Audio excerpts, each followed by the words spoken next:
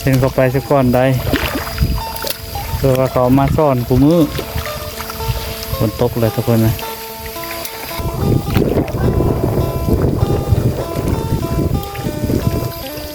เหมาะเลยอากาศร้อนฝนตกเย็นบัด ลมละฝนกระตกบัดทุกคนเอ้ย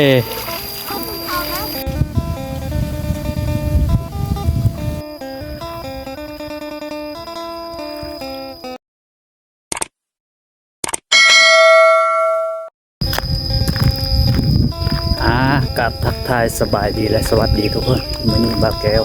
ออกมาทงนาเนาะตอนนี้กำลังสิเดินทางไปนะทุกคนไปเบิ่งเขาแม่สอนลูกเขียดเนาะลูกเขียดแล้วว่าห่วงเนาะสิถามส้มมันนะทุกคนว่าสิได้แล้วบ่เนาะทุกคนเดี๋ยวเราไปเบิ่งหลานน้อยสอนเขาเพิ่นเนาะ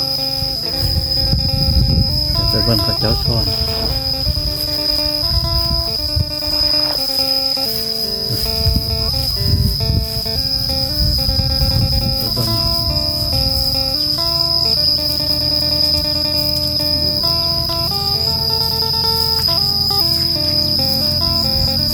อะไรจีทุกคนละอะไรเยอะ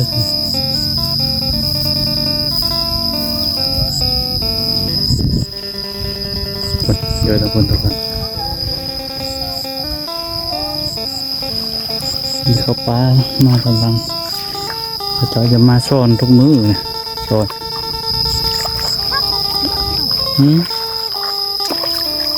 คนขยันอยู่ที่ไหนก็ลำบาก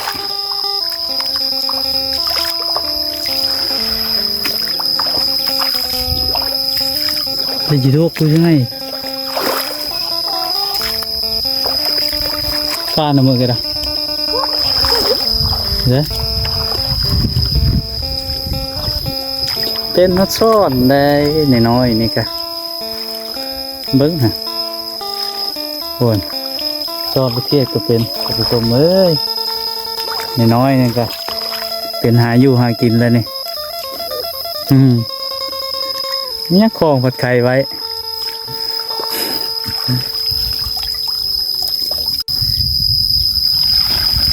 นี่ช้อนเลาะไปเลยแหละไปทางไม่เท่าเขาซ่อนอยู่พุ่นได้เขาได้ไปทางไม่เท่าปลาอันนั้นลูกเขียดลายไป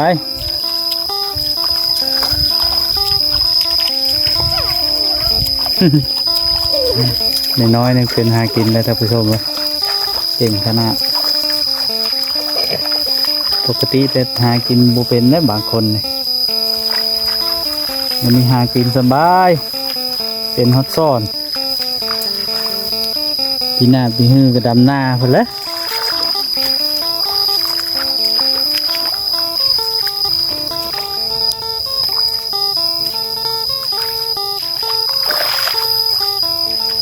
เดี๋ยวติดตามหลานน้อยไปนะทุกคนเนาะ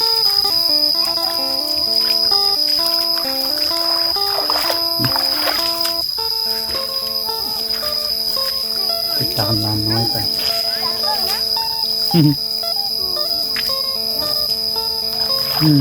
มาสอนไปเลยวันนี้ก็ไล่สวิงน้อยโพด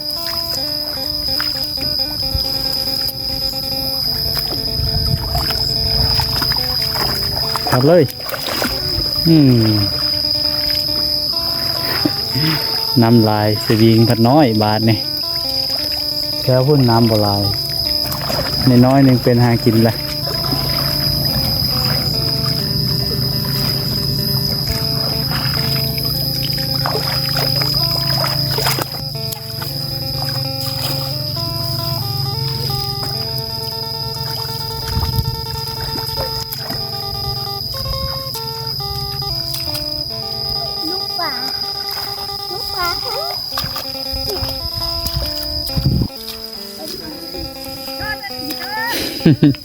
พ่นไปทางไม่เท่าพ่นไปดีหลอดสอนมีคนถือกองน้ำเอก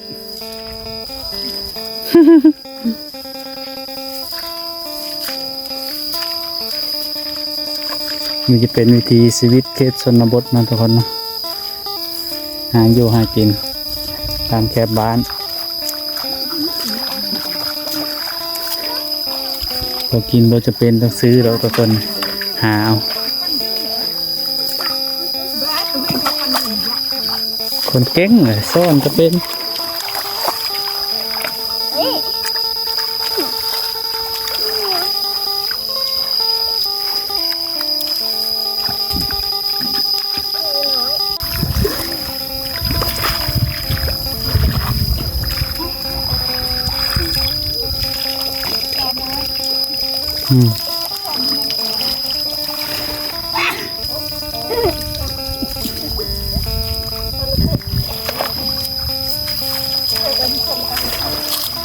เนี่ยของเจอไข่เนาะ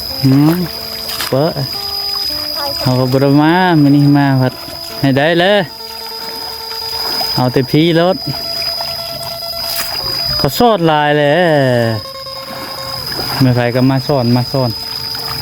ผู้มือนะบคาดซ้ายแต่บุ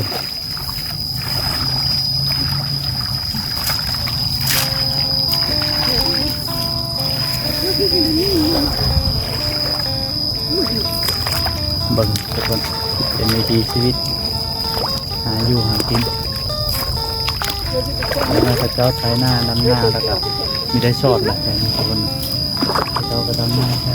นี่ล้ำเรือเบกเอ๊ะ น้ำลายโพดไหนอาการฮ้อนมันเข้าผมอยู่แคมผมว่าแล้ว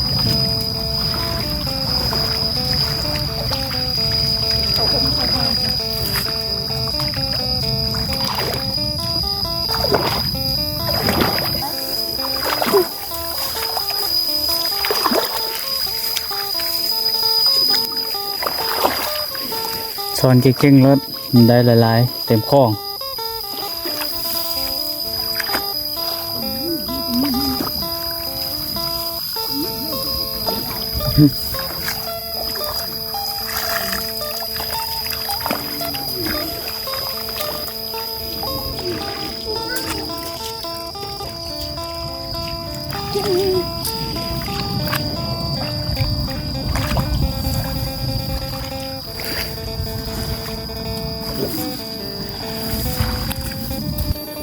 มาเบิ่งทางนี้บ้านนี่เจ้าสอนทางนี้สิได้หรือบ่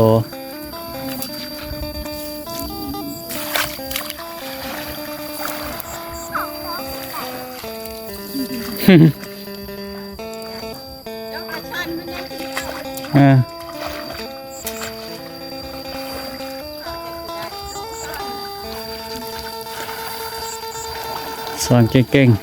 ๆมันได้หลาย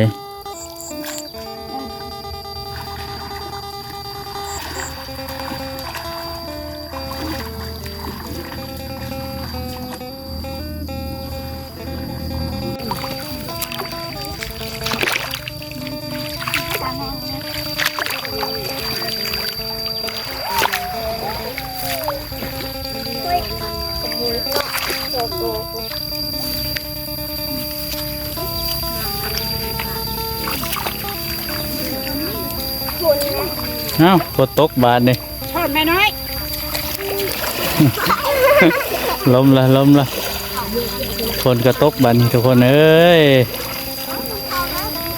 ฝนตกแล้วบาดนี่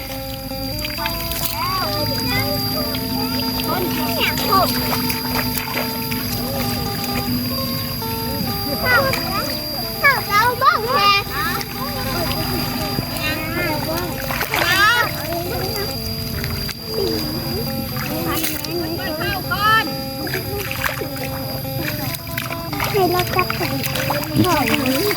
ข้าวก็บ้างให้ด้วยนะ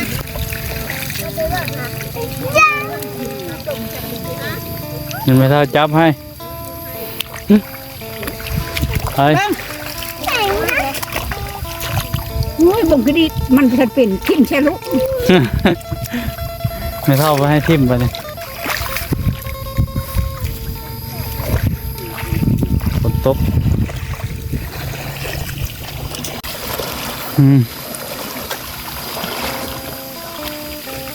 นมา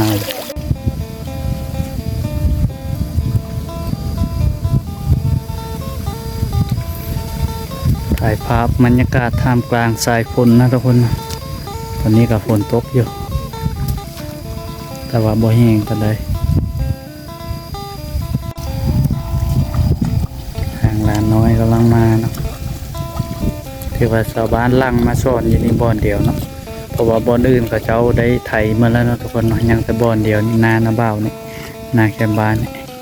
เมื่อวานนี่แห้งหลายเนาะเขาว่าเขาเจ้าได้หลายขนาด